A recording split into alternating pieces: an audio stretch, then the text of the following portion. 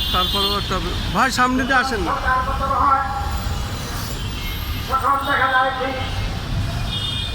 যে সরকার পতনের সময় দরকার নেই, ঠিকই আছে। তারা দেশ ত্যাগ করতে বাধ্য হয়। আবার কিছুদিন পর তারা আবার দেশে ফিরে আসে।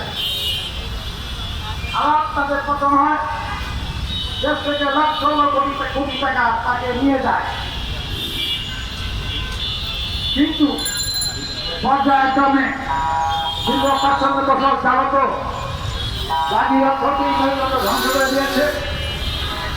দেশের রাজনৈতিক এবং ভৌগোলিক দৃশ্যপট তারা পরিবর্তন করে দিয়েছে। এই অবস্থান থেকে পরিত্রাণ করার জন্য আমি দীর্ঘ ৪৮ বছর যাবত কর্ম মেঘনা যমুনা অববাহিকা ভাই একটু সরাই নিয়ে আসেন, দেশ রয়েছে, একটু সরে আসেন। দেশকে ভারতের মুক্ত করায় স্বাধীন সার্বভৌমত্ব রাষ্ট্র কাছাকাছি রাখতে হয়, মাঝে ফাঁকা। ইতিহাস রাষ্ট্র গঠন করার জন্য আমি প্রক্রিয়া চালাই। হ্যাঁ, ও বললে হবে নাকি? কাজ করতে চান না? কি জানে? স্বাধীনতা এবং সার্বভৌমত্ব সুপ্রতিষ্ঠিত করতে। সৌন্দর্য আছে না? কিন্তু আরেকটি মত সুকৌশল তারা ভারতের পক্ষ অবলম্বন করে,